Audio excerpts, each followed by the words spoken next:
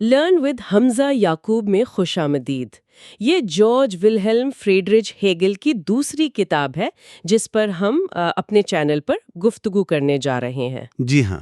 اس سے پہلے ہم ہیگل کی جو شاہکار تصنیف ہے سائنس آف لاجک، اس کی ایک بہت تفصیلی تقریباً 4 گھنٹے طویل وضاحت پیش کر چکے ہیں۔ جی، وہ تو ایک واقعی گہرا تجزیہ تھا۔ تو اگر کوئی ہیگل کی فکر کی بالکل بنیاد سمجھنا چاہتا ہے تو نیچے کامنٹ میں لنک موجود ہے، اسے ضرور دیکھیے۔ بالکل، وہ ایک اہم پس منظر فراہم کرتا ہے۔ اور آج ہم ایک اور بہت ہی اہم کام کا آغاز کر رہے ہیں۔ یہ ہے ہیگل کی کتاب لیکچرز آن دی فلسفی آف ریلیجن کا تعارف۔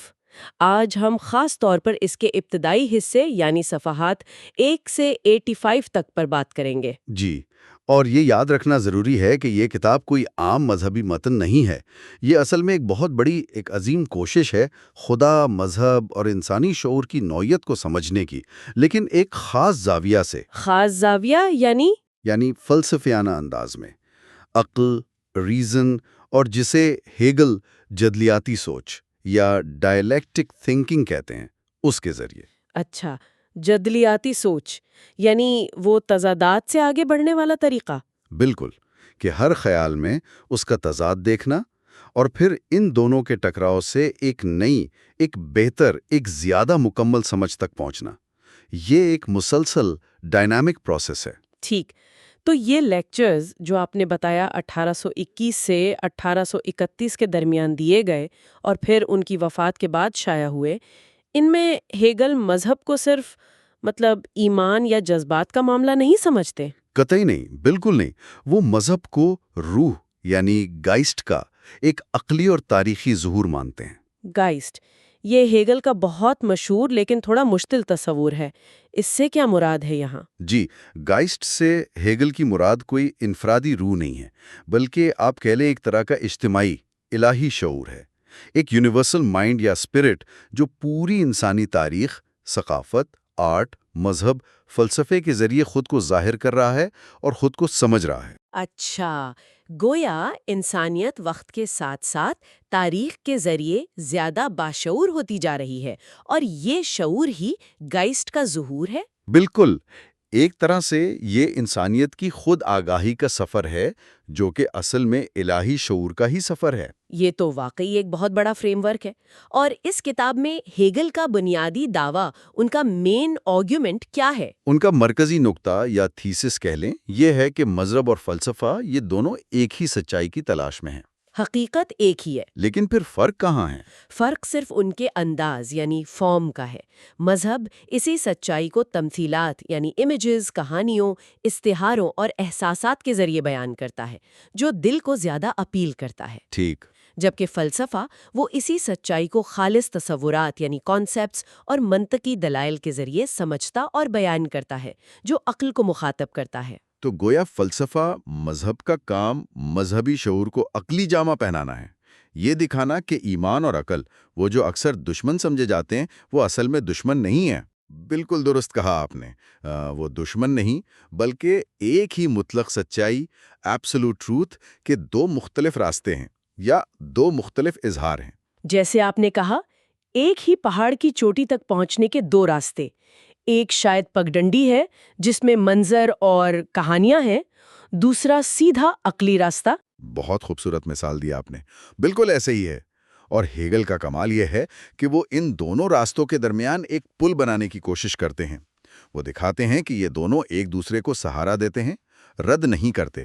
اچھا، اس سے پہلے کہ ہم مزید گہرائی میں جائیں، ایک ضروری اعلان بھی کر دیں۔ یہ مواد صرف تعلیمی مقاصد کے لیے ہے۔ یہ لفظ بلفظ ترجمہ نہیں ہے، بلکہ سادہ اردو میں باب وار وضاحت پیش کرنے کی کوشش ہے۔ وائس اوور کے لیے AI ٹولز استعمال کیے گئے ہیں، تو ہو سکتا ہے تلفظ میں کچھ غلطیاں ہوں۔ جی، اور AI کبھی کبھی مصنف کی جنس کی غلط شناخت بھی کر سکتا ہے۔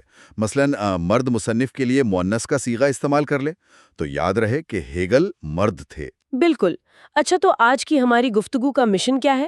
ہم کیا سمجھنے کی کوشش کریں گے؟ آج ہم بنیادی طور پر یہ دیکھیں گے کہ ہیگل مذہب کو جاننے میں عقل کے کردار کو کیسے مرکزی حیثیت دیتے ہیں، اور دوسری اہم بات وہ اپنے زمانے میں یعنی 19ویں صدی کے اوائل میں مذہب اور دنیاوی شعور کے درمیان جو ایک بڑھتی ہوئی خلیج، ایک سپریشن دیکھ رہے تھے، اس کی تشخیص کیسے کرتے ہیں اور اس کی وجوہات کیا بتاتے ہیں۔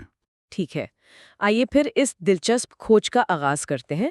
ہیگل اپنے تعارف کی شروعات ہی آپ نے جیسے بتایا اسی سوال سے کرتے ہیں کہ مذہب کو سمجھنے میں عقل کا کیا کردار ہے۔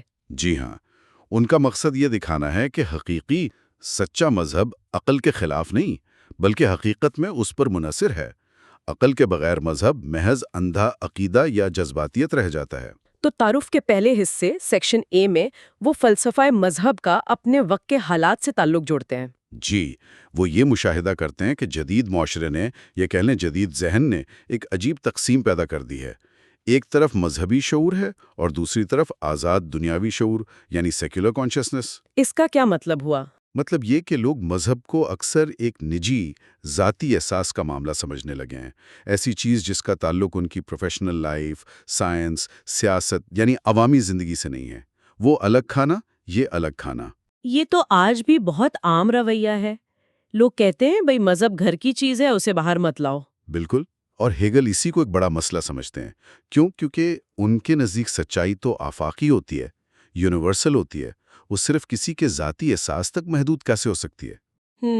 پھر وہ واضح کرتے ہیں کہ فلسفہ مذہب جو ہے وہ فلسفے اور مذہب دونوں سے جڑا ہوا ہے۔ فلسفہ منطق اور عقل سے سچائی ڈھونڈتا ہے، مذہب اسی سچائی کو علامتی طور پر ایمان اور تمثیل کے ذریعے ظاہر کرتا ہے، مگر دونوں کا ہدف، دونوں کا آبجیکٹ ایک ہی ہے، وہ مطلق حقیقت، جسے وہ روح مطلق یا ایبسلوٹ اسپرٹ یعنی خدا کہتے ہیں۔ تو ہیگل اپنے زمانے کے ان لوگوں سے ناخوش تھے جو کہتے تھے کہ بھائی پرانے مذہبی عقائد، ڈوگماز اب اہم نہیں رہے یا بس تاریخی دلچسپی کی چیزیں ہیں۔ جی ہاں، وہ اس لا تعلقی، اس انڈیفرنس پر سخت تنقید کرتے ہیں۔ وہ زور دیتے ہیں کہ مذہب کی زندہ سچائی کو صرف تاریخ یا عقائد کی ایک لسٹ کے طور پر نہیں دیکھنا چاہیے، یہ کوئی میوزیم کی چیز نہیں ہے۔ تو پھر کیسے دیکھنا چاہیے؟ اسے انسانیت اور الہی کے درمیان ایک فعال، ایک عقلی اور ایک زندہ تعلق کے طور پر سمجھنا چاہیے۔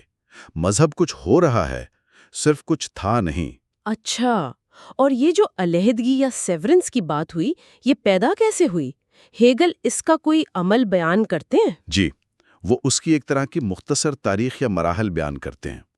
وہ کہتے ہیں کہ شروع میں ایک سادہ خدا پرست انسان کی زندگی میں عقیدہ ہر چیز میں رچا بسا تھا، دنیا اور خدا ایک تھے۔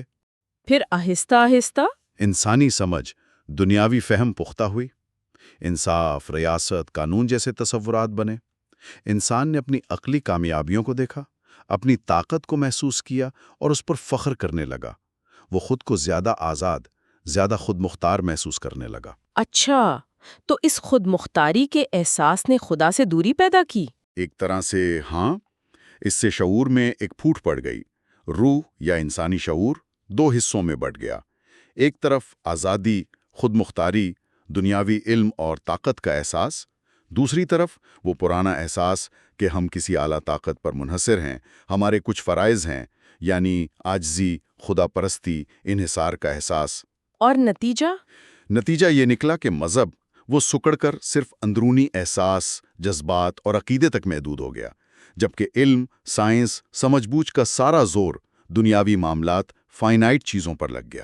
یہ بات واقعی بہت دلچسپ اور اہم ہے، یعنی یہ کہنا کہ ہاں خدا نے سب کچھ بنایا ہے، یہ بس ایک رسمی بات، ایک لپ سروس بن جاتی ہے۔ بالکل، کیونکہ اصل علمی سرگرمی، دنیا کو سمجھنے کی اصل کوشش، وہ تو خالصتاً دنیاوی اصولوں، سائنسی میتھڈ، منطق پر ہو رہی ہے۔ اس میں خدا ایک فعال عنصر کے طور پر شامل نہیں ہے۔ حتیٰ کہ جو پرہیزگاری یا پائیٹی خدا کی حکمت کو دنیا میں ڈھونڈنے کی کوشش کرتی ہے، مثلاً یہ دیکھ کر کہ پرندے کیسے گھونسلہ بناتے ہیں یا جانوروں کے پاس اپنے دفاع کے لیے کیسے اعضاء ہیں، اور اسے خدا کی ڈیزائننگ یا منصوبہ بندی سمجھنا، یعنی وہ ٹیلیولوجیکل آرگیومنٹ والی بات۔ جی وہی۔ ہیگل کہتے ہیں کہ یہ کوشش بھی تضاد کا شکار ہو جاتی ہے، کیونکہ علم اور سائنس جب گہرائی میں جاتے ہیں تو وہ اس سطحی مقصدیت، اس کروڈ ٹیلیالوجی کو مسترد کر دیتے ہیں۔ تجربہ بتاتا ہے کہ یہ نام نہاد مقاصد اکثر محدود ہوتے ہیں، اکثر ناکام ہوتے ہیں۔ ایک مخلوق کا مقصد مثلاً شیر کے پنجے دوسری کے لیے موت کا پیغام ہے، یہ کوئی سادہ ہموار ڈیزائن نہیں لگتا۔ تو پھر علم کیا کرتا ہے؟ علم اپنی ایک الگ خود مختار دنیا بنا لیتا ہے، ایک ایسا نظام جہاں چیزوں کی وضاحت کے لیے خدا کی ضرورت محسوس نہیں ہوتی۔ اور دوسری طرف مذہب جب وہ عقل سے کٹ جاتا ہے تو وہ صرف ایک بے مواد، بے دلیل، خالی احساس بن کر رہ جاتا ہے، بس ایک گرم جوشی کا احساس جس کا کوئی معروضی مواد نہیں۔ اور ان دونوں کے درمیان؟ ان دونوں یعنی مذہب بطور احساس اور علم بطور دنیاوی فہم کے درمیان ایک شدید عدم اعتماد، ایک مسٹرسٹ پیدا ہو جاتا ہے، ایک خلیج وسیع ہوتی جاتی ہے۔ تو یہاں ہیگل کیا حل پیش کرتے ہیں؟ یہی ہیگل مفاہمت یعنی ریکنسیلیشن کی شدید ضرورت محسوس کرتے ہیں، ایک ایسی مفاہمت کی، ایک ایسے اعلیٰ مقام کی جہاں یہ دونوں عقل اور ایمان، دنیا اور خدا، محدود اور لامحدود دوبارہ ہم آہنگ ہو سکیں، جہاں لامحدود خدا محدود دنیا میں ظاہر ہو اور محدود انسان دنیا لامحدود خدا میں اپنا حقیقی مقام اور معنی پائے۔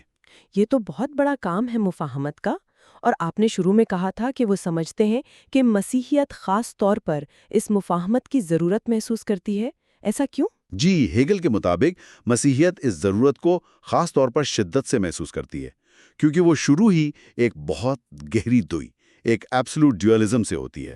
انسان گناہگار ہے، خدا سے بالکل الگ، دور۔ ٹھیک۔ تو مفاہمت کی ضرورت بہت شدید ہے۔ پہل یہ مفاہمت عقیدے فیتھ کے ذریعے آتی ہے، جو اکثر چرچ یا کسی اتھارٹی پر مبنی ہوتا ہے، لیکن ہیگل کہتے ہیں ساتھ ہی ساتھ عقلی علم، آزادی کا تصور اور فرد کی اہمیت، سبجیکٹیوٹی کا اصول بھی خود مسیحیت کے اندر سے ہی نکلا ہے۔ یہ مغرب کی پوری تاریخ اسی کشمکش سے بھری پڑی ہے۔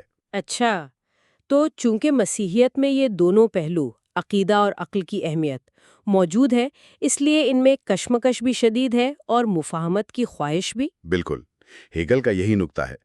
اس لیے فلسفہ مذہب کا کردار یہاں بہت اہم ہو جاتا ہے۔ تو پھر آخرکار ہیگل کے نزدیک فلسفے اور مذہب کا اصل رشتہ کیا ہے؟ کیا وہ واقعی دشمن ہے یا یہ صرف ایک سطحی تاثر ہے؟ دیکھیے، تاریخی طور پر تو مخالفت نظر آتی ہے، اس سے انکار نہیں، جیسے سقراط کا واقعہ ہے یا گیلیلیو کا، لیکن ہیگل کہتے ہیں کہ ان کا اتحاد بھی اتنا ہی پرانا اور گہرا ہے۔ مثلاً نیو افلاطونی فلسفی جیسے پلوٹائنس یا ابتدائی چرچ فادرز جیسے سینٹ آگسٹائن، انہوں نے فلسفے اور مذہب کو ملانے کی بھرپور کوشش کی۔ ہیگل کے نزدیک بنیادی بات یہ ہے کہ دونوں کا مقصد، دونوں کا آبجیکٹ ایک ہی ہے، ابدی سچائی یعنی خدا کو جاننا، مطلقہ حقیقت کو پانا۔ یہ تو بہت دلچسپ بات ہوئی کہ فلسفے کو بھی عبادت کہا جائے، یہ کیسے؟ جی، ہیگل یہاں تک کہتے ہیں کہ فلسفہ اپنی خالص ترین شکل میں خود ایک طرح کی عبادت ہے۔ ڈیوائن سروس اور ورشپ؟ وہ کیسے؟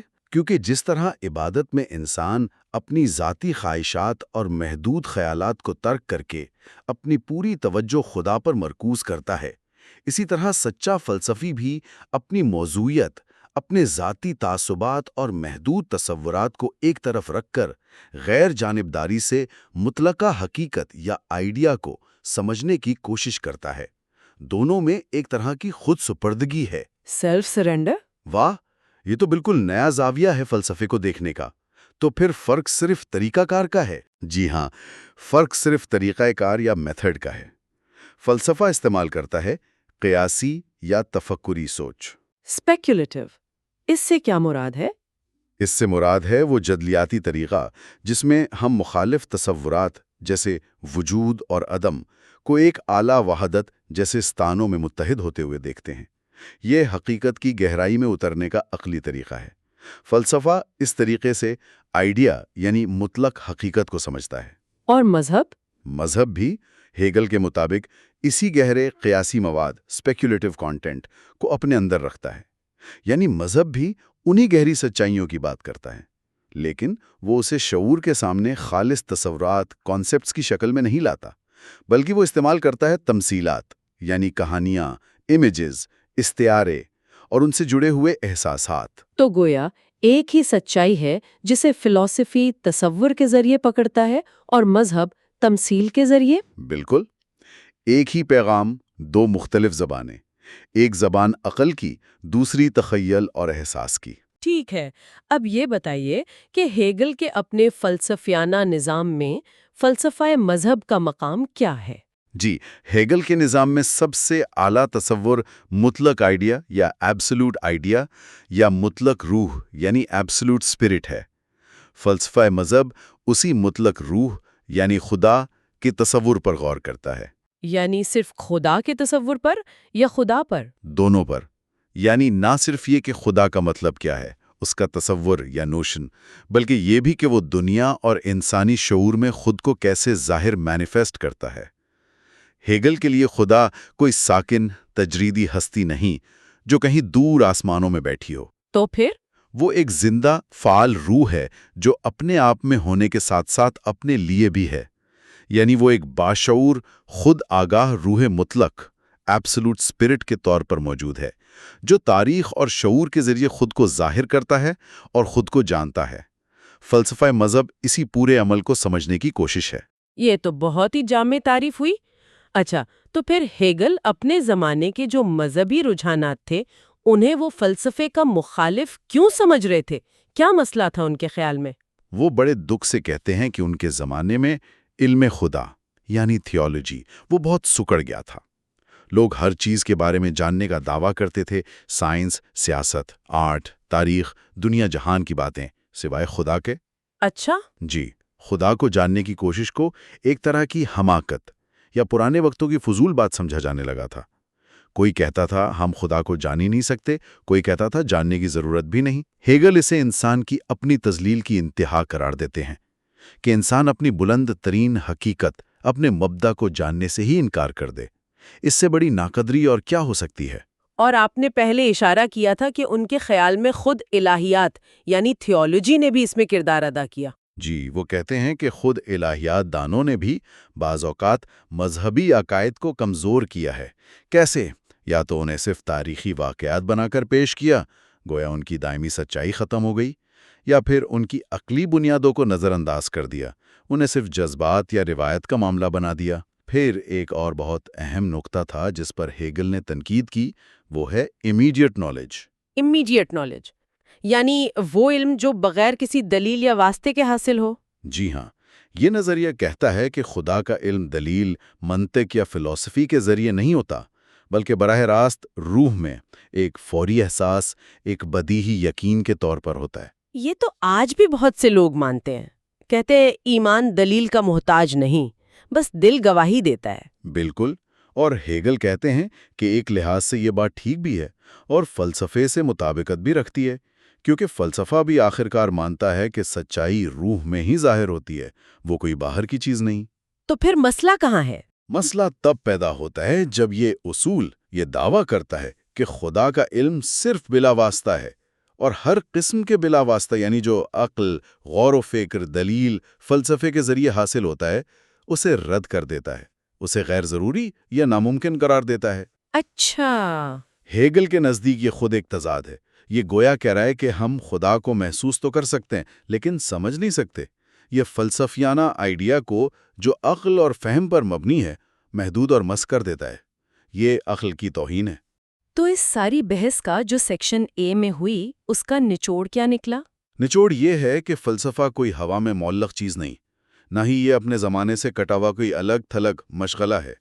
یہ اسی زمانے کی روح، گائسٹ کا حصہ ہے، اسی کے تضادات کا عکاس ہے، اور فلسفے کا کام ہے کہ وہ ان تضادات کو، خاص طور پر عقل اور ایمان کے تضاد کو سمجھے اور ان میں مفاہمت پیدا کرنے کی راہ دکھائے۔ فلسفہ گویا زمانے کی حقیقی خودآگاہی، سیلف کانشیسنس ہے۔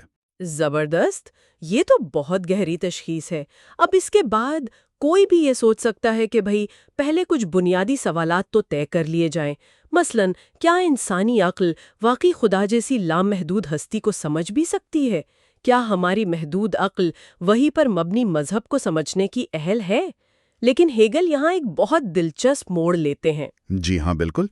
تعارف کے دوسرے حصے یعنی سیکشن بی میں وہ ان ابتدائی سوالات، پریلیمنری کویسچنز کو اٹھاتے تو ہیں مگر فوراً ہی انہیں ایک طرف رکھ دیتے ہیں۔ وہ کہتے ہیں کہ ان سوالات کو فلسفہ مذہب شروع کرنے سے پہلے حل کرنے کی کوشش کرنا بالکل بیکار اور غلط ہے۔ اچھا، کیوں؟ وہ ایک مثال دیتے ہیں، یہ بالکل ایسا ہی ہے جیسے کوئی شخص کہے کہ میں پانی میں تب تک نہیں اتروں گا جب تک مجھے تیرنا نہ آ جائے۔ ارے بھائی، تیرنا تو پانی میں اتر کر یہ سیکھا جائے گا، پہلے سے کنارے پہ کھڑے ہو کر کیسے سیکھو گے؟ یعنی عقل کی صلاحیتوں اور حدود کو جانچنے کے لیے عقل ہی کو استعمال کرنا پڑے گا، پہلے سے کوئی بیرونی معیار نہیں بنایا جا سکتا۔ بالکل، ہیگل کہتے ہیں کہ یہ سوالات کہ عقل کیا جان سکتی ہے، خدا صرف احساس کا معاملہ ہے یا نہیں وغیرہ، یہ فلسفہ مذہب کے اندر ہی پیدا ہوتے ہیں، اور وہیں ان کا جواب ملتا ہے، باہر سے نہیں۔ فلسفہ خود اپنی تنقید آپ کرتا ہے۔ وہ اس بات پر بھی زور دیتے ہیں کہ مذہب جیسی گہری اور مطلق شے کو سمجھنے کے لیے عام محدود انسانی زمرے، فائنائٹ کیٹیگریز جیسے محدود بمقابلہ لامحدود، انسان بمقابلہ خدا، موضوع بمقابلہ معروض، یہ سب استعمال کرنا بنیادی طور پر غلط ہے۔ یہ محدود سوچ دراصل فلسفے کے مخالفین کی اپنی کمزوری کو ظاہر کرتی ہے، جو خدا کو اپنی محدود عقل کے پیمانوں سے ناپنا چاہتے ہیں۔ یعنی ہمیں مذہب کو سمجھنے کے لیے خود مذہب کی سطح پر یا اس سے بھی بلند یعنی فلسفے کی سطح پر سوچنا ہوگا، نہ کہ اسے اپنی روزمرہ کی محدود سوچ میں گھسیٹنا ہوگا۔ بالکل یہی نکتہ ہے۔ ہمیں اپنے اوزار موضوع کے مطابق بنانے ہوں گے، نہ کہ موضوع کو اپنے پرانے اوزاروں سے توڑنے مڑوڑنے کی کوشش کرنی ہوگی۔ ٹھیک ہے، یہ بھی واضح ہو گیا۔ اب تعارف کے تیسرے اور آخری حصے سیکشن سی میں ہیگل اپنے پورے لیکچر سیریز یعنی اپنی کتاب کے موضوع کی تقسیم بیان کرتے ہیں۔ وہ اسے کس طرح ترتیب دیتے ہیں؟ جی، وہ اسے 3 بڑے حصوں میں تقسیم کرتے ہیں، اور یہ تقسیم بھی ان کے اپنے منطقی نظام کے مطابق ہے، جسے وہ تصور یعنی نوشن کے 3 بنیادی لمحات یا پہلو کہتے ہیں۔ یہ ہیں آفاقیت، خصوصیت اور انفرادیت۔ یہ تھوڑے ٹیکنیکل لگ رہے ہیں۔ ہاں، یہ ہیگل کی اپنی اصطلاحات ہیں، لیکن ان کا مطلب اتنا مشکل نہیں۔ پہلا حصہ آفاقیت کا ہے۔ پہلا حصہ کیا ہے؟ پہلا حصہ ہے مذہب کا تصور، یہ آفاقیت کا پہلو ہے۔ یعنی یہاں وہ یہ دیکھتے ہیں کہ مذہب اپنی اصل میں، اپنے جوہر یا ایسنس میں کیا ہے، قطع نظر اس کی مختلف تاریخی شکلوں کے۔ اس کا یونیورسل سٹرکچر کیا ہے؟ اس حصے میں وہ مزید 3 چیزیں دیکھتے ہیں۔ پہلا، سوچ۔ یہ مذہب کا آفاقی عنصر ہے۔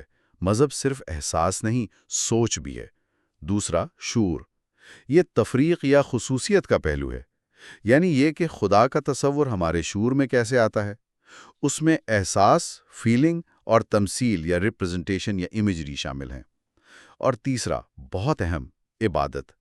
عبادت وہ عمل ہے، وہ مقام ہے جہاں یہ تفریق، یہ دوری انسان اور خدا کے درمیان ختم ہوتی ہے اور مفاہمت، ریکنسیلیشن ہوتی ہے۔ اچھا، تو عبادت صرف رسومات نہیں بلکہ یہ ایک طرح کا فلسفیانہ عمل بھی ہے جہاں تصور اور حقیقت ملتے ہیں۔ یہ شعور میں خدا کے تصور اور عبادت کرنے والے فرد کے درمیان ایک پل کا کام کرتی ہے۔ بالکل ٹھیک سمجھیں آپ۔ عبادت وہ زندہ عمل ہے جس میں تصور حقیقت بنتا ہے اور حقیقت تصور میں آتی ہے۔ اس میں داخلی پہلو جیسے ایمان، یقین، دعا اور خارجی پہلو جیسے رسومات، اعمال، کمیونٹی دونوں شامل ہیں، اور یہ خدا کے تصور جو شعور میں ہے اور عبادت گزار کی خود شعوری، سیلف کانشیسنس کے درمیان تعلق کو زندہ اور متحرک کرتی ہے۔ زبردست، یہ تو عبادت کو دیکھنے کا بالکل نیا انداز ہے۔ اچھا، اور دوسرا حصہ کیا ہے؟ دوسرا حصہ ہے متعین مذہب، ڈٹرمنیٹ ریلیجن۔ یہ خصوصیت کا پہلو ہے۔ یہاں ہیگل دیکھتے ہیں کہ مذہب کا یہ جو آفاقی تصور یا سٹرکچر ہم نے پہلے حصے میں دیکھا، وہ تاریخ میں کس طرح مختلف، مخصوص، متعین شکلیں اختیار کرتا ہے۔ یعنی مختلف مذاہب کی تاریخ؟ جی ہاں، یہ گویا روح کے خود کو ظاہر کرنے کی جو سرگرمی ہے، اس کے مختلف مراحل ہیں۔ ہیگل کے نزدیک یہ سب شکلیں نامکمل ہیں لیکن ضروری ہیں۔ یہ سیڑھیاں ہیں جن پر چڑھ کر روح اپنی منزل تک پہنچتی ہے۔ ان میں وہ جائزہ لیتے ہیں فطرت کے مذاہب کا، نیچر ریلیجنز، جیسے قدیم مصری، ہندوستانی مذاہب، جہاں خدا کو زیادہ تر فطرت کی طاقتوں میں دیکھا جاتا ہے۔ اور پھر وہ دیکھتے ہیں تجریدی روحانیت کے مذاہب، ریلیجنز آف اسپرچول انڈیویجوالٹی، جیسے یہودی مذہب، بلندی کا مذہب، یونانی مذہب، خوبصورتی کا مذہب، اور رومی مذہب، مقصدیت یا ریاست کا مذہب۔ ان میں خدا کو زیادہ شخصی یا قانونی یا عقلی طور پر سمجھا جاتا ہے۔ ٹھیک، اور پر تیسرا اور آخری حصہ؟ تیسرا حصہ ہے منکشف مذہب یا مکمل مذہب، ریویلڈ کنسیومٹ ریلیجن۔ یہ انفرادیت کا پہلو ہے۔ یہاں ہیگل کے مطابق روح اپنی مکمل حقیقت کو جان لیتی ہے، خدا مکمل طور پر ظاہر ہو جاتا ہے اپنی پوری سچائی کے ساتھ۔ اور ہیگل کے لیے یہ کون سا مذہب ہے؟ ہیگل کے لیے یہ مسیحیت ہے۔ وہ اسے مذہب کا حتمی مقصد سمجھتے ہیں، جہاں خدا اور انسان کی مکمل مفاہمت ہو جاتی ہے، خدا کا انسان بننا۔ ان کے خیال میں یہ مذہب پوری مذہبی تاریخ کا جواز بھی فراہم کرتا ہے۔ تھیوڈیسی یعنی یہ دکھاتا ہے کہ تاریخ میں جو برائی، تکلیف اور نامکمل مذاہب کا وجود نظر آتا ہے، وہ سب بے معنی نہیں تھا، بلکہ وہ ضروری تھا تاکہ روح اپنی جدلیاتی حرکت کے ذریعے اپنی حتمی منزل، اپنی مکمل خود آگاہی تک پہنچ سکے۔ لیکن یہاں ایک سوال پیدا ہوتا ہے، کیا یہ کہنا کہ ایک ہی مذہب مکمل ہے اور وہ بھی مسیحیت، یہ باقی مذاہب کے لیے تھوڑا متعصبانہ یا مسئلہ انگیز نہیں لگتا؟ آج کے دور میں تو یہ بات شاید زیادہ حساس ہے۔ ہیگل اس ممکنہ اعتراض کا کیا جواب دیتے ہیں، یا ہم کیا سمجھ سکتے ہیں؟ یہ ایک بہت ہی اہم اور بالکل جائز سوال ہے، اور یہ ہیگل پر ایک عام اعتراض بھی ہے۔ اس کے دفاع میں شاید یہ کہا جا سکتا ہے کہ ہیگل اسے ایک تاریخی یا ثقافتی برتری کے طور پر نہیں، بلکہ ایک فلسفیانہ اور منطقی نتیجے کے طور پر پیش کر رہے ہیں اپنے مخصوص جدلیاتی نظام کے اندر۔ ان کا مقصد شاید دوسرے مذاہب کی قدر کو کم کرنا نہیں ہے، بلکہ وہ تو انہیں روح کے سفر کے ضروری اور اہم مراحل سمجھتے ہیں۔ وہ صرف یہ دکھانا چاہ رہے ہیں کہ ان کے خیال میں روح کی خود آگاہی کا جو منطقی سفر ہے وہ کہاں اپنی تکمیل کو پہنچتا ہے، جہاں تصور اور حقیقت مکمل طور پر ایک ہو جاتے ہیں۔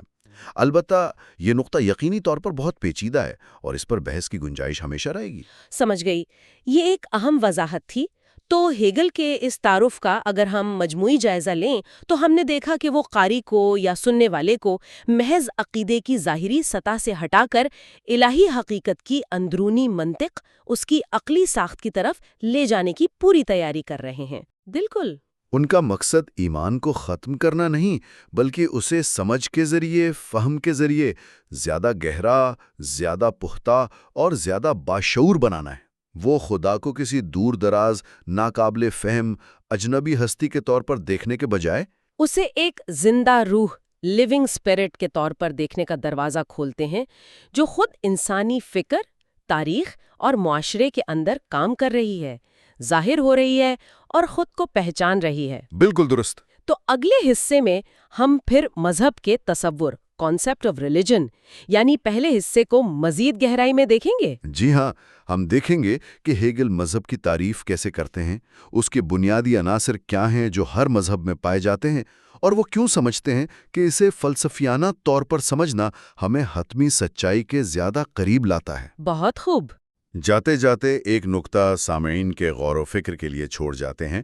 ہیگل یہ تجویز کرتے ہیں کہ فلسفہ عقیدے کو تباہ نہیں کرتا، بلکہ اس کی اپنی اندرونی عقلی خواہش کو پورا کرتا ہے، یعنی سمجھنے کی خواہش کو۔ لیکن کیا واقعی عقیدہ، جیسا کہ ہیگل اسے سمجھتے ہیں، فہم اور سمجھ بوجھ کی مسلسل کوشش کے بغیر زندہ رہ سکتا ہے؟ کیا ایمان کو سمجھ کی ضرورت ہے؟ یا پھر آج کے اس عقلی سائنسی دور میں مذہب کو بلا واسطہ علم یا صرف ذاتی احساس تک محدود رکھنا، جیسا کہ بہت سے لوگ کرتے ہیں، شاید اسے جدید تنقید سے بچانے کی ایک ضروری دفاعی حکمت عملی بن گئی ہے؟ یہ ایک اہم سوال ہے جس پر سوچا جا سکتا ہے۔ خوش آمدید۔ آج ہم ایک بہت ہی اہم فلسفی ہیگل اور ان کی کتاب مذہب کے فلسفے پر لیکچرز پر بات کر رہے ہیں۔ جی، خاص طور پر اس کے پہلے بڑے حصے پر جو صفحات 89 سے 258 تک ہے۔ بالکل۔ اس حصے میں ہیگل مذہب کے اصل تصور کو، مطلب کانسیپٹ آف ریلیجن کو سمجھانے کی کوشش کرتے ہیں کہ بھئی مذہب ہے کیا چیز، یہ کیسے بنتا ہے اور انسان کا خدا سے کیا تعلق ہے، یہ سب۔ اچھا۔ اور ہیگل کے لیے دیکھیں، مذہب کوئی باہر سے آئی ہوئی چیز نہیں ہے، کوئی اصولوں کا سیٹ نہیں جو آپ کو دے دیا گیا۔ ہاں، تو پھر کیا ہے؟ یہ روح کی، یعنی اسپرٹ کی ایک اندرونی حرکت ہے، ایک سفر ہے خود کو جاننے کا۔ واہ، یعنی خدا کا شعور انسان کے اندر ہی بیدار ہوتا ہے۔ جی ہاں، کچھ ایسا ہی۔ یہ ایک بہت ہی کہہ لیں منفرد زاویہ ہے۔ تو آج ہم اسی زاویے کو پکڑیں گے، خدا کا تصور، پھر ہمارا رویہ یعنی مذہبی رویہ اور عبادت، ان پر بات کریں گے۔ ٹھیک ہے، یہ تقریباً 170 صفحات ہیں تو کافی گہرائی میں بات ہوگی۔ جی بالکل۔ تو آئیے شروع کرتے ہیں اس فکری غوطہ زنی کو۔ سب سے پہلا اور شاید سب سے بڑا سوال، ہیگل کے نزدیک خدا کیا ہے؟ کیا وہ ویسا ہی خدا ہے جیسا ہم عموماً سوچتے ہیں، کوئی اوپر آسمان پر بیٹھی ہستی؟ نہیں، یہیں سے ہیگل کا راستہ عام تصور سے الگ ہو جاتا ہے۔ وہ خدا کو کہتے ہیں روح مطلق، ایبسولوٹ اسپرٹ۔ روح مطلق، اس کا کیا مطلب ہوا؟ اس کا مطلب ہے تمام حقیقت، ساری سوچ، سارا وجود، ان سب کی مکمل اکائی، ایک ٹوٹل یونٹی۔ اچھا، یعنی خدا دنیا سے الگ نہیں؟ بالکل نہیں۔ ہیگل کے مطابق خدا دنیا سے باہر نہیں بیٹھا، وہ خود کو اسی دنیا، اسی کائنات کے ذریعے ظاہر کرتا ہے۔ یہ تو بڑی دلچسپ بات ہے۔ جی، خدائی جوہر اس کی اصل، وہ ہے خود آگاہ عقل، سیلف کانشس ریزن۔ اور مذہب کیا ہے؟ مذہب ہے اسی خدائی عقل کو کائنات میں پہچاننا۔ تو کیا یہ کہہ سکتے ہیں کہ خدا کائنات میں پھیلا ہوا ہے، ہر چیز میں؟ ایک طرح سے کہہ سکتے ہیں، ہاں، لیکن تھوڑی احتیاط سے۔ ہیگل کے لیے خدا کائناتیت ہے، یونیورسیلٹی۔ کائناتیت؟ یعنی وہ واحد بنیاد، وہ اصل حقیقت جس پر باقی سب کچھ ٹکا ہے، سیلف سبسسٹنگ بینگ۔ اچھا۔ تو دنیا کی چیزیں، انسان، فطرت، ان کا اپنا کوئی الگ آزاد وجود نہیں ہے اصل میں، وہ اسی مطلق روح کا اظہار ہیں۔ اور یہ کائناتیت خالی نہیں ہے، سارا مواد، ساری حقیقت اسی میں ہے۔ لیکن یہ یاد رکھنا ضروری ہے کہ خدا صرف ان چیزوں کا مجموعہ نہیں ہے۔ اچھا، تو پھر؟ وہ ان کی بنیاد ہے، ان کا جوہر ہے، سبسٹنس۔ ٹھیک ہے، اگر خدا اتنا وسیع ہے، ہر شے کا جوہر ہے، تو ہم انسان اسے کیسے سمجھ سکتے ہیں؟ ہماری یہ محدود عقل؟ ہیگل کہتے ہیں اس کا ذریعہ ہے سوچ، تھاٹ۔ سوچ؟ جی، سوچ وہ طاقت ہے جو ہمیں چیزوں کی صرف باہر کی شکل، ان کی انفرادیت سے اوپر اٹھاتی ہے۔ اوپر اٹھا کر کہاں لے جاتی ہے؟ ان کے اندر جو کائناتی اصول ہے، جو وحدت ہے، وہاں تک۔ یہ حسی تجربے سے یعنی سینس ایکسپیرینس سے آگے جانا ہے، تصورات یعنی کانسیپٹس کی دنیا میں۔ اچھا، جہاں ہم اس یونیورسیلٹی کو سمجھ پائیں۔ بالکل۔ لیکن اس تصور میں کوئی مسئلہ بھی تو ہو سکتا ہے، کوئی غلط فہمی، جیسے وہ پینتھزم کا نظریہ ہے کہ سب کچھ خدا ہے۔ ہاں، ہیگل اس پر بات کرتے ہیں۔ وہ سپینوزا کا ذکر کرتے ہیں، جن کے فلسفے میں یہ خیال ہے کہ دنیا کا خدا سے الگ کوئی وجود نہیں۔ تو کیا ہیگل بھی یہی مانتے ہیں؟ وہ اسے الحاد یا ایتھزم نہیں کہتے، بلکہ ایک طرح کا ایک کاسمزم کہتے ہیں، یعنی ایسی سوچ جہاں دنیا کی اپنی کوئی حقیقت نہیں رہتی، سب خدا ہی ہے۔ اچھا۔ لیکن ہیگل واضح کرتے ہیں کہ ان کے نزدیک خدا صرف چیزوں کا مجموعہ نہیں ہے، وہ ان کا فعال عقلی جوہر ہے۔ اور ایک اور اہم بات، وہ کیا؟ وہ کہتے ہیں کہ خیر اور شر کا فرق جو ہے وہ انسان اور خدا کے درمیان تفریق سے پیدا ہوتا ہے۔ مطلق روح میں بذات خود برائی نہیں ہوتی۔ تو سپینوزا کی طرح مقصد خدا کی پہچان اور محبت ہی ہے؟ جی بالکل، مطلق حقیقت کو جاننا۔ یہ خدا کا ایک بہت ہی گہرا فلسفیانہ تصور ہے۔ اب آگے چلتے ہیں، انسان کا اس خدا سے تعلق کیسے بنتا ہے جسے ہیگل مذہبی رویہ کہتے ہیں، the religious attitude؟ کیا یہ ضروری ہے انسان کے لیے؟ ہیگل کے نزدیک تو یہ بالکل ضروری ہے، لازمی ہے۔ اچھا، مطلب یہ کوئی چوائس نہیں؟ نہیں، یہ کوئی ایسی چیز نہیں کہ بس دل چاہا تو اپنا لیا یا معاشرے کے لیے مفید ہے تو رکھ لیا۔ پھر کیا ہے؟ یہ انسانی روح کا ایک اندرونی تقاضا ہے، ایک لازمی اظہار ہے۔ ہیگل سمجھتے ہیں کہ اس کے بغیر زندگی میں مقصد نہیں رہتا، گہرائی نہیں رہتی، حتمی سچائی کا احساس نہیں ہوتا۔ تو یہی رویہ ہماری اخلاقیات کی بنیاد ہے؟ جی ہاں، ہمارے قانون، ہمارے فرائض، ان سب کی بنیاد یہی ہے۔ یہ ہماری ذات کی گہرائیوں سے اٹھنے والی پکار ہے۔ ٹھیک ہے، تو یہ جو مذہبی رویہ ہے یا یہ شعور ہے، یہ ظاہر کیسے ہوتا ہے؟ کیا اس کی کوئی شکلیں ہیں، کوئی لیولز ہیں؟ ہاں، ہیگل یہاں شعور کے آپ کہہ لیں بڑھنے کے 3 مراحل بتاتے ہیں۔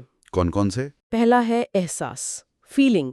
یہ سب سے فوری جذباتی سطح ہے۔ جذباتی؟ جیسے خدا کا علم یا یقین بس دل میں ایک جذبے کی طرح ہو، خوف، محبت، حیرت، ایسا کچھ۔ ٹھیک ہے۔ دوسرا ہے ادراک یا تصور، پرسیپشن یا ریپرزنٹیشن۔ یہاں مذہبی سچائی کو باہر کی شکلوں میں سمجھا جاتا ہے، تصویریں، کہانیاں، علامتیں، یعنی سمبلز۔ اچھا، جیسے مذہبی آرٹ وغیرہ؟ جی ہاں۔ اور تیسرا ہے خیال یا سوچ، آئیڈیا یا تھاٹ۔ یہ سب سے اونچی سطح ہے۔ یہاں مذہب غور و فکر کا، فلسفیانہ سوچ کا اور تصوراتی یعنی کانسیپچول سمجھ بوجھ کا رنگ اختیار کر لیتا ہے۔ ہیگل انہیں ایک طرح سے سیڑھی کے قدموں کی طرح دیکھتے ہیں، جو ہمیں جذبات سے عقل کی طرف لے جاتے ہیں۔ بالکل۔ چلیں ان پر تھوڑی تفصیل سے بات کرتے ہیں۔ احساس والی بات تو بہت عام ہے، اکثر لوگ کہتے ہیں مذہب تو دل کا معاملہ ہے، احساس کی بات ہے۔ ہیگل کیا کہتے ہیں اس پر؟ دیکھیں، ہیگل مانتے ہیں کہ خدا کا جو ابتدائی علم ہے وہ اکثر احساس کی شکل میں ہی ہوتا ہے، ایک دم سے یقین آ جاتا ہے دل میں۔ ہاں، لیکن وہ اس پر سخت تنقید بھی کرتے ہیں۔ وہ کہتے ہیں کہ احساس بہت ہی ذاتی چیز ہے، سبجیکٹو ہے۔ یعنی آپ کے احساسات اچھے بھی ہو سکتے ہیں، برے بھی، سچے بھی، جھوٹے بھی۔ صرف یہ کہہ دینا کہ مجھے ایسا لگتا ہے یا میرا دل کہتا ہے، یہ کسی بات کو سچا ثابت نہیں کرتا۔ بات تو صحیح ہے۔ اور ایک اور بات، احساس تو جانوروں میں بھی ہوتا ہے، لیکن مذہب تو صرف انسانوں میں ہے۔ تو پھر احساس کو کیا چاہیے؟ اسے تعلیم کی، تربیت کی اور سب سے بڑھ کر سوچ کی ضرورت ہے، تاکہ وہ صرف ایک ذاتی جذبہ نہ رہے بلکہ کسی اونچی سچائی کا اظہار بنے۔ ٹھیک ہے، تو احساس کافی نہیں۔ اب آتے ہیں ادراک پر، علامتوں پر، جیسے مذہبی آرٹ یا کہانیاں۔ ان کی کیا اہمیت ہے اور ان کی کیا حد ہے؟ یہ اہم ہے کیونکہ یہ روحانی سچائی کو حسی شکل دیتے ہیں، یعنی ایسی شکل جسے ہم دیکھ سکیں، سن سکیں۔ وہ ایک ایبسٹریکٹ خیال کو ٹھوس بناتے ہیں۔ لیکن اس میں بھی کوئی مسئلہ ہے؟ مسئلہ یہ ہے کہ یہاں بھی سچائی ابھی تک ایک باہر کی چیز ہے، ایک تصویر ہے، ایک مورتی ہے، ایک کہانی ہے۔ اسے سمجھنے کے لیے، اس کی گہرائی تک جانے کے لیے دیکھنے والے یا سننے والے کے شعور کی ضرورت ہے۔ یعنی وہ پوری طرح اندرونی نہیں بنی ابھی تک۔ جی بالکل۔ اور پھر آتا ہے تیسرا اور سب سے اہم مرحلہ، خیال یا سوچ۔ یہ پچھلے دونوں سے بہتر کیسے ہے؟ خیال، یا جسے وہ فورشٹیلنگ یعنی ریپرزنٹیشن کہتے ہیں، یہ حسی تصویر یا کہانی کو ایک قدم آگے لے جاتا ہے۔ کیسے؟ یہ اسے زیادہ وسیع، زیادہ آفاقی، یونیورسل معنی دیتا ہے۔ مثال کے طور پر مذہبی زبان میں جب آتا ہے خدا کا بیٹا یا خدا کا غضب، ہاں، تو سوچ سمجھتی ہے کہ یہ لفظی بات نہیں ہو رہی ہیں، یہ گہرے روحانی تعلق یا خدا کی صفات کو بتانے کے استعارے ہیں، میٹافرز ہیں۔ اچھا۔ اسی طرح تاریخی واقعات جیسے کسی نبی کی زندگی، اسے صرف واقعات کے طور پر نہیں دیکھا جاتا، بلکہ ان میں کوئی گہرا خدائی پیغام یا معنی تلاش کیا جاتا ہے۔ بالکل، لیکن ہیگل کہتے ہیں کہ یہ مرحلہ بھی ابھی حتمی نہیں ہے۔ کیوں؟ کیونکہ یہ اب بھی کسی حد تک تصویری زبان پر انحصار کرتا ہے اور کبھی کبھی چیزوں کے تعلق کو اتفاقی، کنٹینجنٹ سمجھتا ہے، ضروری نہیں۔ یہیں پر ہیگل ایک بہت ہی اہم اور شاید تھوڑا مشکل تصور لاتے ہیں، سوچ میں مذہبی رویے کی ضرورت اور توسط، نیسیسٹی اینڈ میڈییشن۔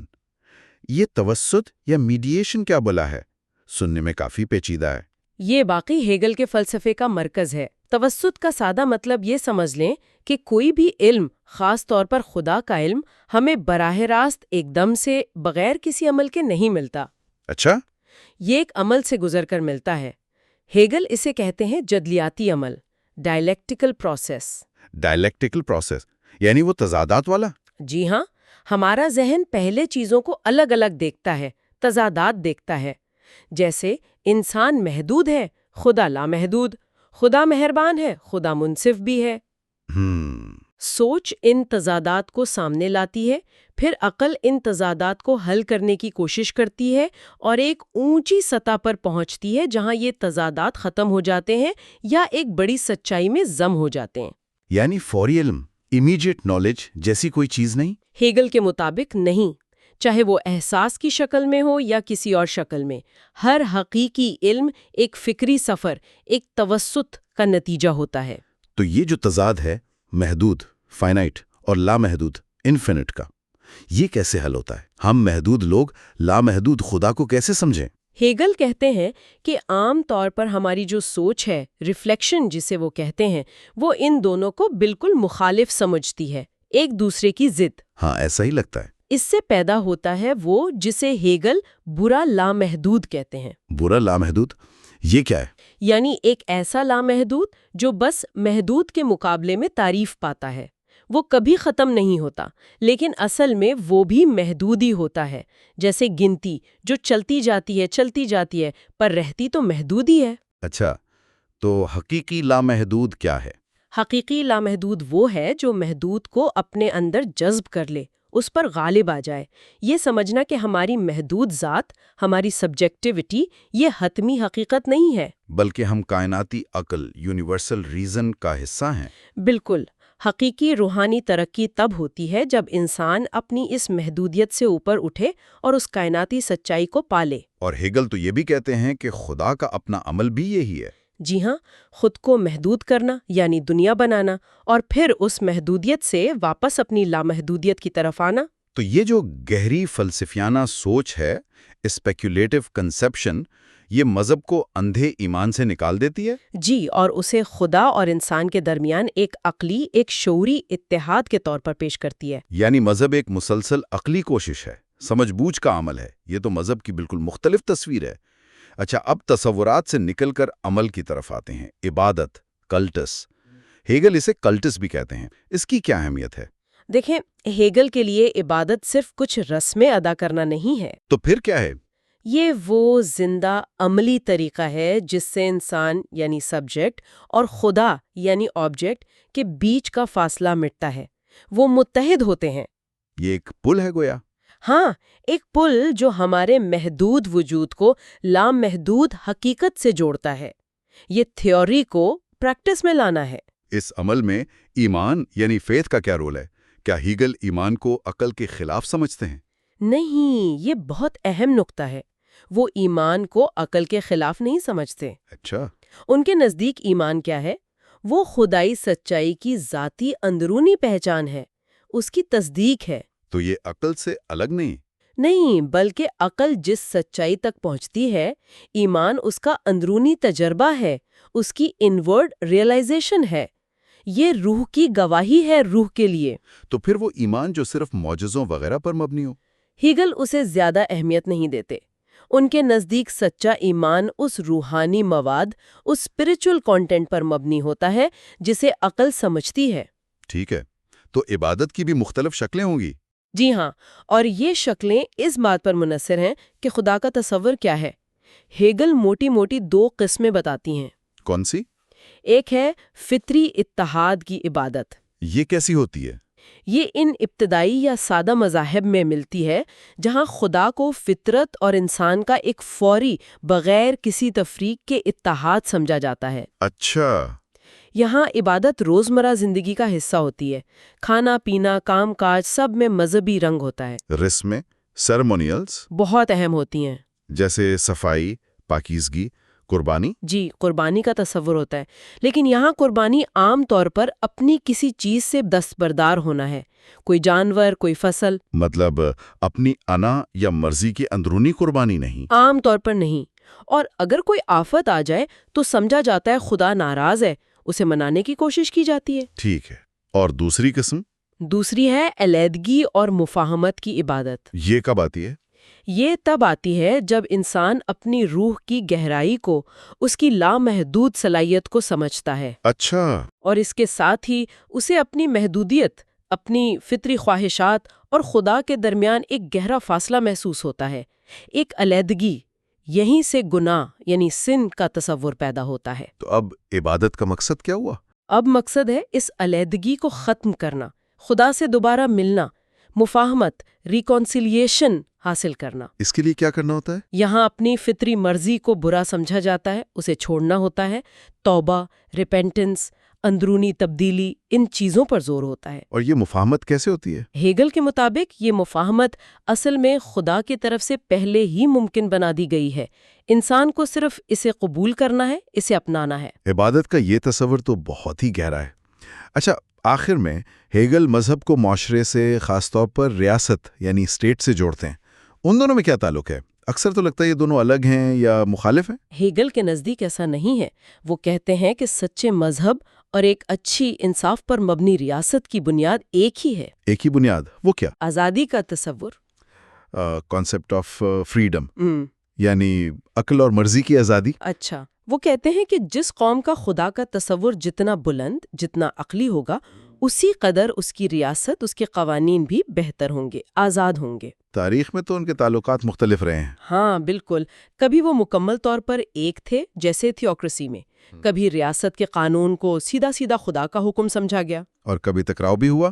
جی بالکل، جب مذہبی احکامات جیسے شادی نہ کرنا یا غریب رہنا ریاستی قانونوں یا معاشرتی ضرورتوں جیسے شادی کرنا یا محنت کرنا سے ٹکرائے۔ اور آج کی جدید دور میں کیا چیلنجز ہیں اس حوالے سے؟ جدید ریاستیں اکثر سیکولر اصولوں پر چلتی ہیں، فرد کی آزادی پر زور دیتی ہیں۔ ہیگل دیکھتے ہیں کہ یہاں ایک مسئلہ ہو سکتا ہے۔ کیا مسئلہ؟ ریاست رسمی طور پر تو مذہبی آزادی دے دیتی ہے کہ ٹھیک ہے، آپ جو ماننا چاہے مانیں، لیکن وہ افراد کے اندرونی مذہبی یقین، ان کے ضمیر، سبجیکٹو کنوکشن کو نظر انداز کر سکتی ہے۔ اور اس سے کیا فرق پڑتا ہے؟ ہیگل خبردار کرتے ہیں کہ یہی داخلی یقین، یہی ضمیر اگر ریاست کے اصولوں سے ٹکرا جائے تو بہت طاقتور ثابت ہو سکتا ہے۔ یہ ریاست کی بنیادوں کو ہلا سکتا ہے۔ وہ فرانسیسی انقلاب کی مثال بھی دیتے ہیں۔ تو حل کیا ہے؟ ہم آہنگی کیسے ہو؟ حقیقی ہم آہنگی تبھی ممکن ہے جب ریاست اور مذہب دونوں ایک دوسرے کی اخلاقی اور روحانی اہمیت کو سمجھیں اور تسلیم کریں، اور آزادی کے مشترکہ تصور پر قائم ہوں۔ تو آج ہم نے ہیگل کے فلسفہ مذہب کے اس پہلے بنیادی حصے کا ایک تفسیری جائزہ لیا۔ خدا کے تصور سے شروع کیا، پھر دیکھا کہ انسان اس سے کیسے جڑتا ہے، احساس سے شروع ہو کر تصورات اور پھر عقلی سوچ تک، اور پھر یہ تعلق عبادت میں کیسے ظاہر ہوتا ہے اور معاشرے اور ریاست سے کیسے جڑتا ہے۔ بالکل، ہیگل نے مذہب کو ایک جامد چیز نہیں دکھایا، بلکہ ایک زندہ عقلی روحانی سفر کے طور پر پیش کیا ہے۔ یہ صرف جذبات یا اندھے ایمان کی بات نہیں۔ یہ روح کی خود آگاہی کا ایک مسلسل عمل ہے جس میں انسانی اور خدائی حقیقتیں ملتی ہیں، ایک دوسرے کو سمجھتی ہیں، ایک عقلی عمل ہے، ایک فکری سفر۔ تو یہ نظریہ ان مذہبی روایات کو کیسے دیکھتا ہے جو زیادہ تر وحی پر، ایمان پر یا مقدس کتابوں پر زور دیتی ہیں؟ یہ ایک اہم سوال ہے، خاص طور پر آج کی دنیا میں جہاں اتنے مختلف عقائد اور سوچ کے نظام ایک ساتھ موجود ہیں، وہاں ہیگل کا یہ عقلی نقطہ نظر کیا معنی رکھتا ہے؟ اس پر ضرور سوچنا چاہیے۔ بالکل، اس پر سوچئے گا۔ اگلی گفتگو تک کے لیے اجازت دیجیے۔ تو آج ہم ہیگل کے فلسفہ مذہب کے دوسرے حصے پر بات کریں۔ اس سے وہ ڈیفینٹ ریلیجن یعنی متعین مذہب کہتا ہے۔ ہم خاص طور پر صفحات 261 سے 349 دیکھ رہے ہیں۔ جی، پہلے حصے میں ہم نے مذہب کے جنرل کانسیپٹ پر بات کی تھی۔ ہاں، کہ وہ ہے کیا اصل میں۔ بالکل، لیکن اب ہم یہ دیکھ رہے ہیں کہ وہ کانسیپٹ تاریخ میں الگ الگ کلچر میں کیسے اسپیسیفک شکلوں میں سامنے آتا ہے۔ تو یہ ایک قسم کا سفر ہے کہ انسانی شعور یعنی کانشسنس نے کیسے خدا کو سمجھا ہے وقت کے ساتھ ساتھ۔ درست، اور ہیگل کے لیے یہ صرف الگ الگ مذہبوں کی کلیکشن نہیں ہے، یہ اصل میں روح یا اسپرٹ کے اپنے آپ کو ڈیولپ کرنے کے سٹیجز ہیں۔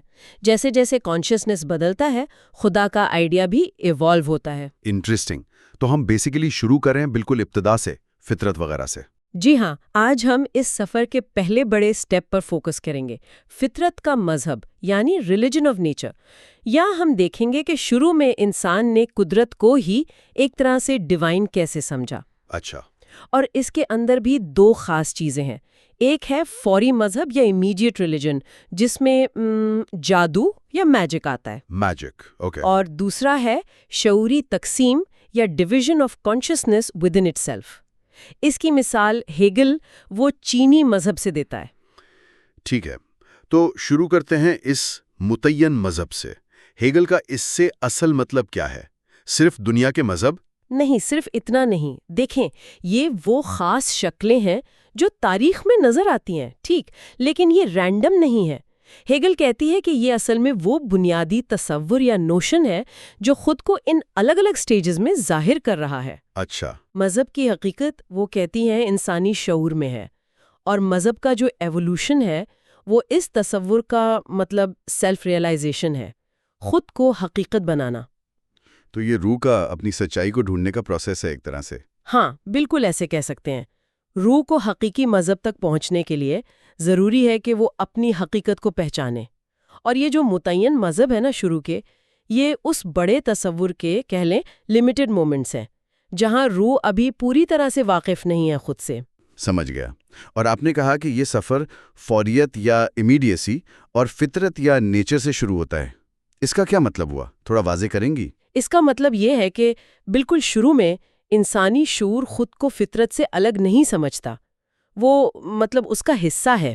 اوکے. اور خدا یا ڈیوائن پاور کو بھی وہ فطرت کے اندر ہی دیکھتا ہے، فوری طور پر، بنا کسی گہری سوچ کے، ریفلیکشن کے. یہ وہ سٹیج ہے جہاں انسان موسٹلی اپنے سینسز پر ڈیپینڈ کرتا ہے. جبکہ اصل مذہب اس سے اوپر اٹھنا ہے. جی، ہیگل کہتی ہے کہ اصل مذہب روح کا روح کو جاننا ہے، اسپرٹ نوئنگ اسپرٹ، اور یہ اس فطری لیول سے، اس ڈیپینڈنسی سے اوپر اٹھنے کی بات ہے. تو یہ جو فطرت کا مذہب ہے، اس کا سٹارٹنگ پوائنٹ کیا بتاتا ہے ہیگل؟ یہاں ہیگل ایک کامن خیال کو چیلنج کرتی ہے. اکثر لوگ سوچتے ہیں نا کہ انسان کا پہلا مذہب بڑا معصوم سا تھا، جیسے جنت کا زمانہ، سب کچھ پرفیکٹ تھا.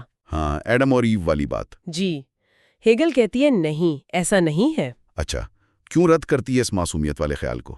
وہ دلیل دیتی ہے کہ یہ شروع کی فطری یکجہتی یا نیچرل یونٹی اصل میں کوئی کمال نہیں تھی، بلکہ یہ تو مطلب وحشت، باربیرزم اور جذبات کی حالت تھی.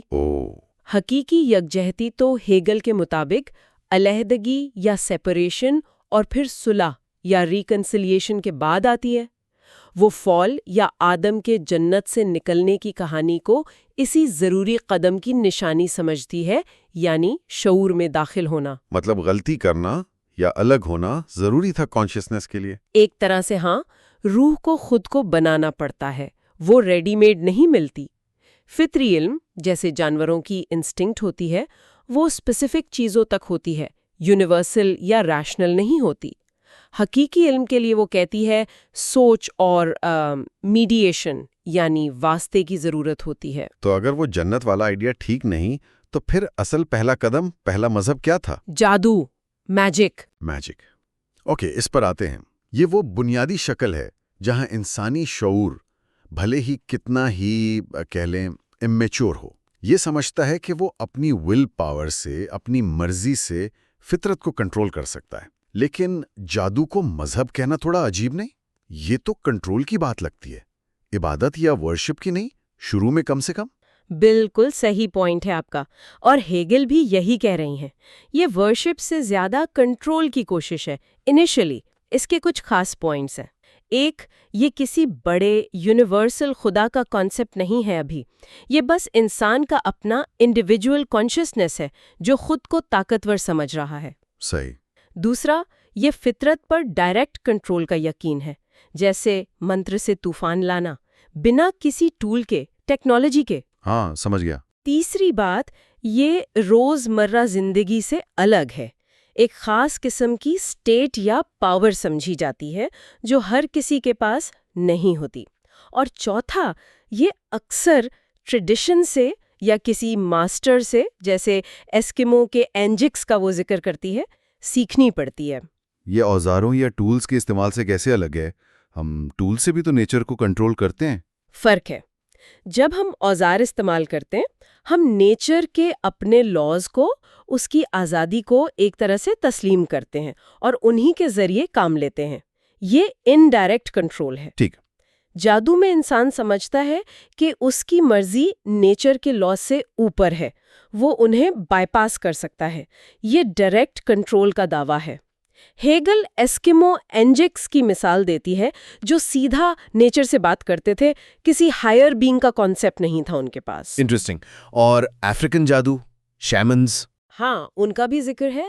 عجیب لباس، جیسچرز، ورڈز، ایک ٹرانس جیسی کیفیت پیدا کرنا، یہ سب اسی ڈائریکٹ پاور کو ظاہر کرنے کے طریقے ہیں۔ تو اس سب کا بنیادی اصول، کور پرنسپل کیا ہے ہیگل کے مطابق؟ بنیادی اصول یہ ہے کہ انسان یعنی روح، بھلے ہی وہ کتنی ہی بیسک فارم میں ہو، فطرت سے بہتر ہے، اعلیٰ ہے، سپیریئر ہے۔ اچھا۔ ہیگل ایک بڑی شاکنگ مثال دیتی ہے گالا قبیلے کی۔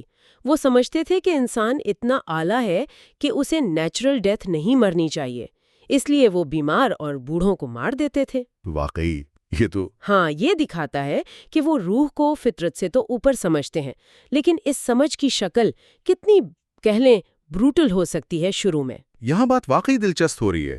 یہ جادو پھر مذہب کی طرف کیسے موو کرتا ہے؟ کیا ابھی تک عبادت یا ورشپ کا کوئی کانسیپٹ ہے اس میں؟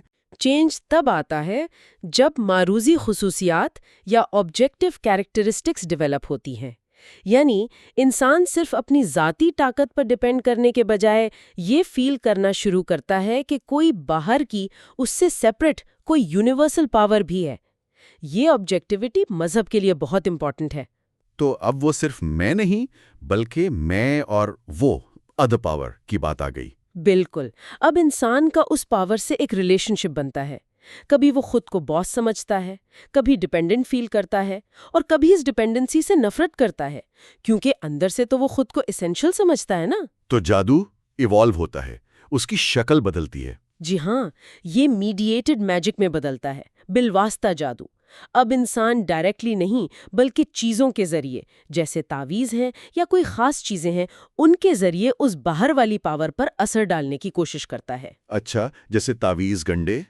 جہاں ایک چیز کو دوسری پر اثر ڈالنے کے لیے استعمال کیا جاتا ہے، بھلے ہی ان کا ڈائریکٹ کنیکشن سمجھ نہ آ رہا ہو۔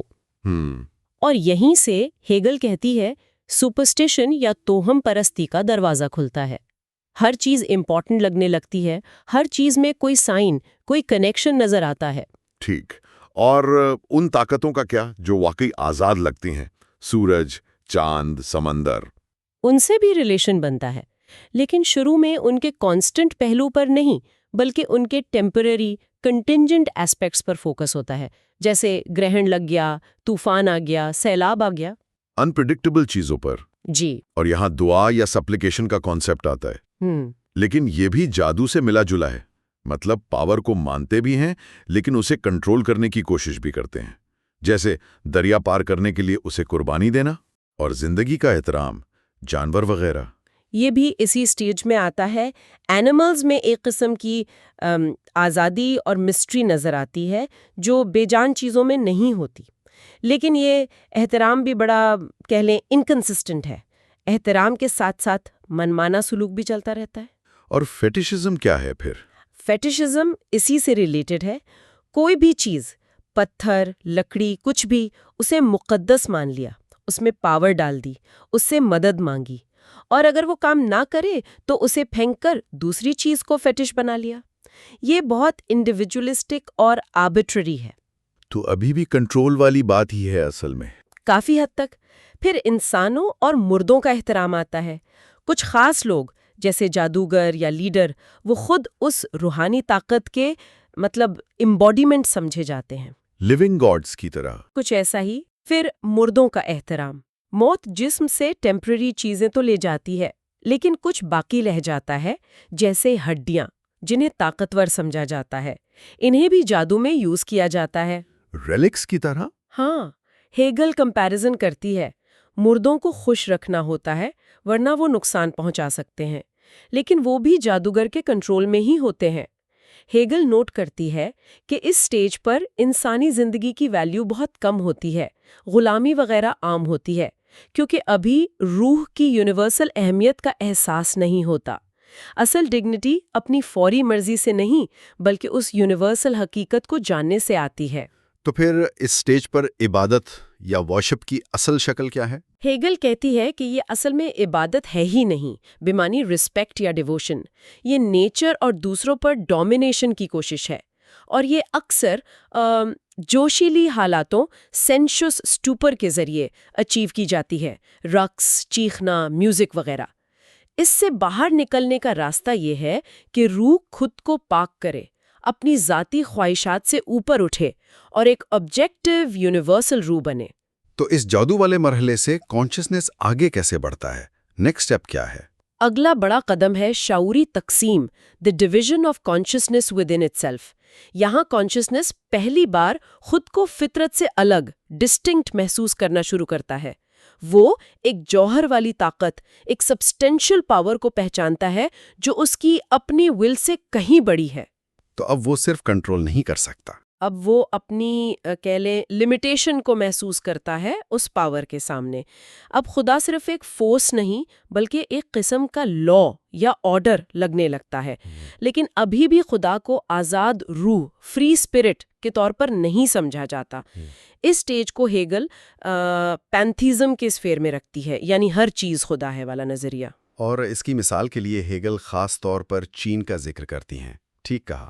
جی ہاں، وہ اس سبسٹنس کو سمجھنے کی کوشش کے 3 سٹیجز بتاتی ہیں، لیکن ہم آج صرف پہلے پر فوکس کریں گے، چینی مذہب، جسے وہ پیمائش کا مذہب یا ریلیجن آف میجر کہتی ہیں۔ ریلیجن آف میجر، اچھا۔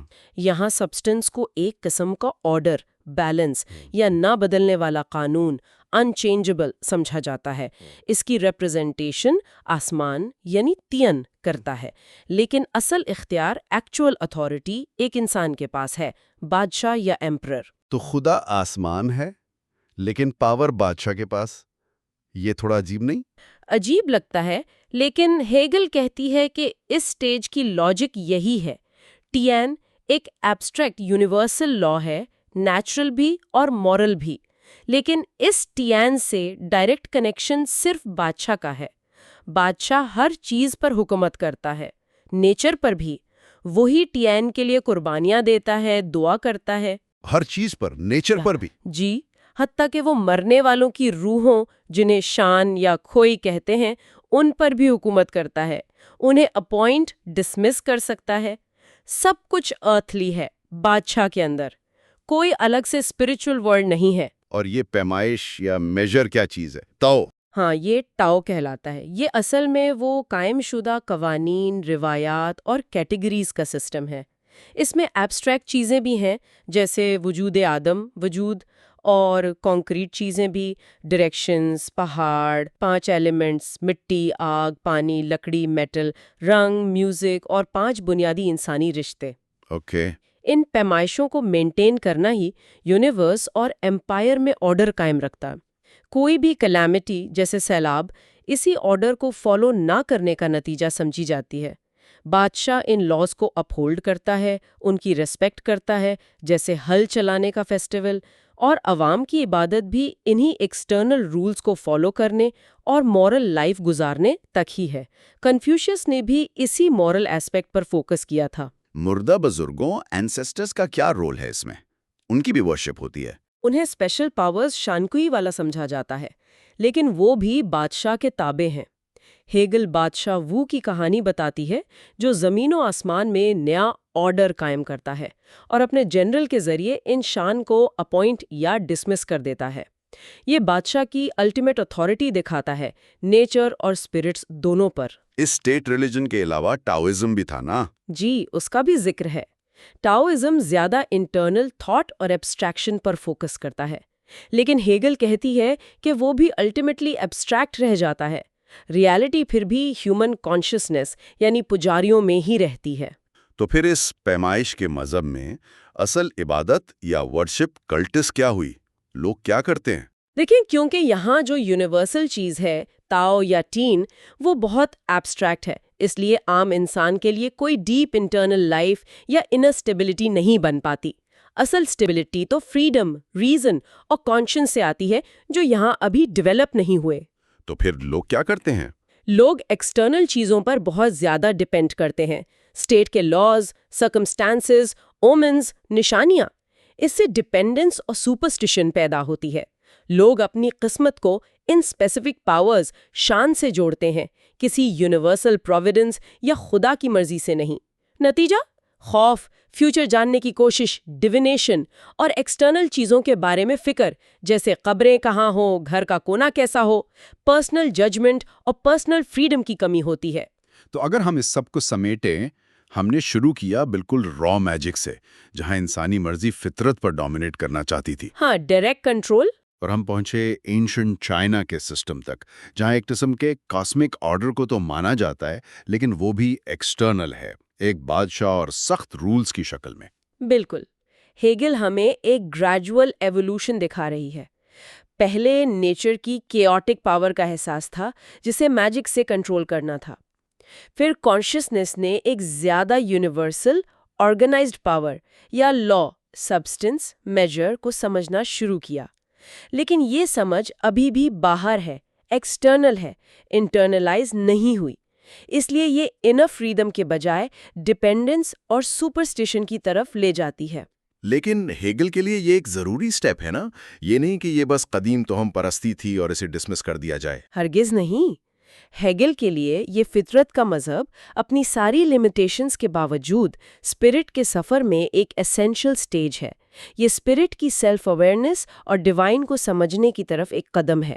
ڈیوائن کو صرف ایکسٹرنل پاور یا ایبسٹریکٹ لا کے طور پر نہیں، بلکہ ایونچولی خود اسپرٹ کے طور پر سمجھنے کی طرف۔ یہ ہیومینٹی کا نیچر پر ڈیپینڈنسی سے فریڈم اور سیلف کانشسنس کی طرف سفر کا حصہ ہے۔